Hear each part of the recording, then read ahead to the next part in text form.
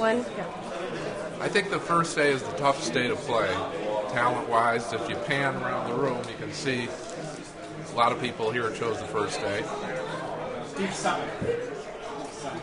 And even over here at my table is Steve Sung, two to my right. We have a good European player. He told me he came in second at an EPT, and he made it to the sixth day here last year. Yeah, he's pretty aggressive, and he's got 40,000 in chips already. The good news is he's to my right. So,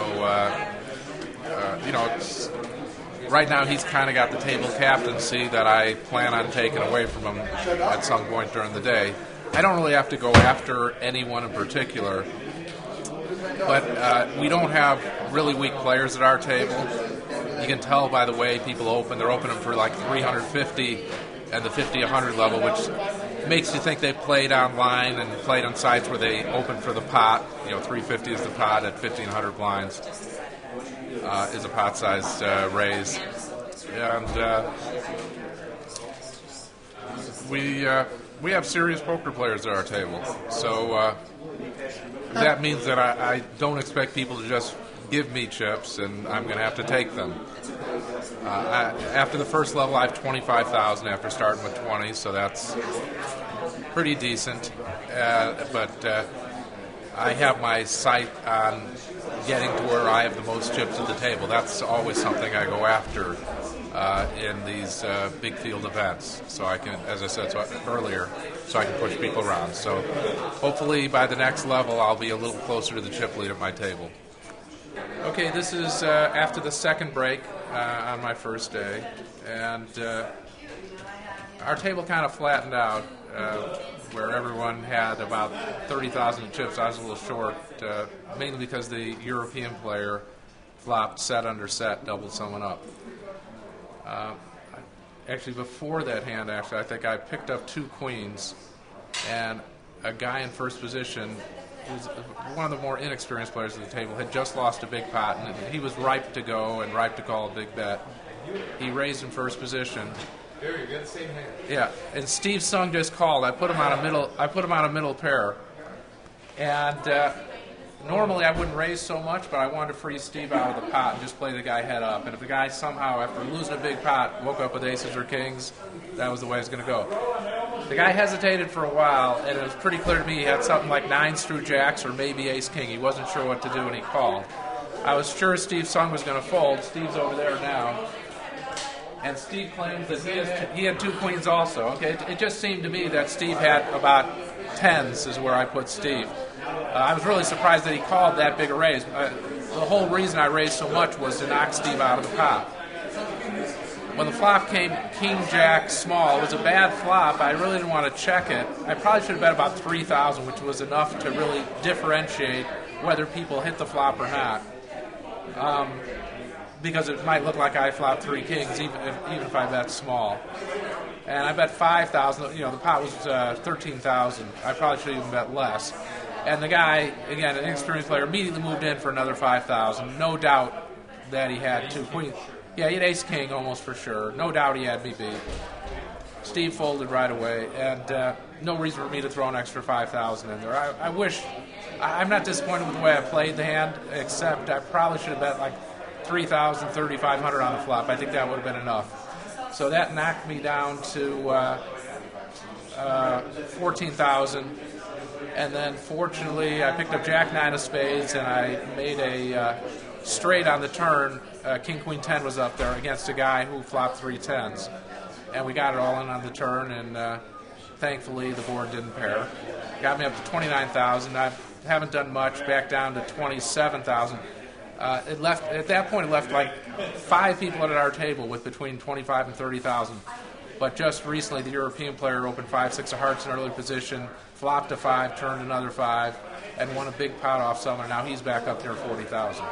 So again, I'm in reasonable shape, but I was fighting for the chip lead at my table, and now I'm back in the pack again. So that's where it is. Well, I got the name of the young European player, who's definitely a good player. His name is Stefan Mattsson. A French player kept beating him and knocked him down under 15,000, and he was struggling. I've been struggling, and Steve Sung has been struggling. Then Steve raised on the button. Stefan re-raised. Steve re-raised him. It went like 900 on the button, raise of 2,200, raise of 6,000 all in. Steve took several minutes and folded, and Stefan showed a 7. So that was unfortunate for Steve. It was obvious they were going to go after each other because we have such a dead table where only one person's gotten knocked out. Probably the average around the room is about 4 or 5 people knocked out. Well, maybe not that much. Half the field's not gone. Probably 3 people knocked out. So nobody has a lot of chips at our table, and we have the 3 of us sitting together, and something's got to happen. And then Stefan limped with aces and beat Steve another pot. Got Steve down to about 8,000. Nothing good's happened to me. I had 2 jacks and someone who was pretty short opened in late position. I moved him in. He had 2 kings. I doubled him up. That's about the only consequential hand I played the whole level. So I'm down to 16,000. Not very happy about it. This is the dinner break, so it'll be a little while before we play again. The only good thing coming up is now antes come in after this level, and Stefan and I definitely have opened way more pots than anyone else. Steve's probably the next in 3rd place, but he's short. So with antes in there, it should give me a chance to rob some of these passive players and maybe be able to chip up. Well, sometimes you get what you ask for and it's not that good. My table broke, and I went to a table similar strength, Bobby Baldwin, Dustin Dirksen with a lot of chips, 3 loose players and 3 tight players. But the problem going into this new table was I didn't have a lot of chips, and their average was over 40,000. So it's hard to fight people when you don't have much to battle with. So now I've chipped up pretty carefully up to 24,000. Average right now is probably about 35, and there's one more level to go, and average will be about 40 when we're done for the day. But even, Ray Romano here, he's an actor, he's got 40,000. I've only got 24,000. It's a joke. I don't know what that's I backed into it. Oh, you backed into it. Okay. Ray, this is my daughter Tina, my videographer for Poker Road. Hi. It's a comedy site. I don't know if you know anything about the comedy, but we mix comedy and poker. You know anything about that? We'll do a comedy spit take. Tell me how many chips you got. I got 24,000. Yeah. And he's got me beat. He's almost got me doubled. This is a joke. We don't have a laugh longer bet, right? No. I already won one from Jason Alexander, so I'm going to quit. Okay, sounds good. Anyway, that's it. One more level to go, and hopefully something good will happen. Well, it's the end of day 1, and it's lucky I made it there. I feel like I'm free rolling. I had queens against jacks on a jack-high board against Dustin Dirksen, and I decided to keep the pot small. I didn't bet the turn when he checked into me, and anything would have happened differently on the hand, I'd have had to go broke. But I lost half my chips down to about 12,000 at that point. I got down as low as 9. I got a nice double up from a good aggressive player. I think his name was Scott Montgomery. I had 2 kings in the small blind. He raised with king queen on the button. It got me almost to 20,000, and I closed out at 21,000.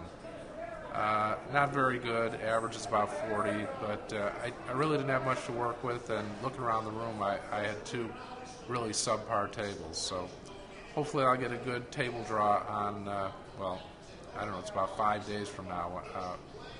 When I come back again, because 3 more day 1s have to play, and then I think there's even a day off after that. So, of course, what that means is I'll be playing poker every day. As a matter of fact, I'll probably go over to the Bellagio now and play some poker tonight. That's what I do, and the World Series is my time to try to make money.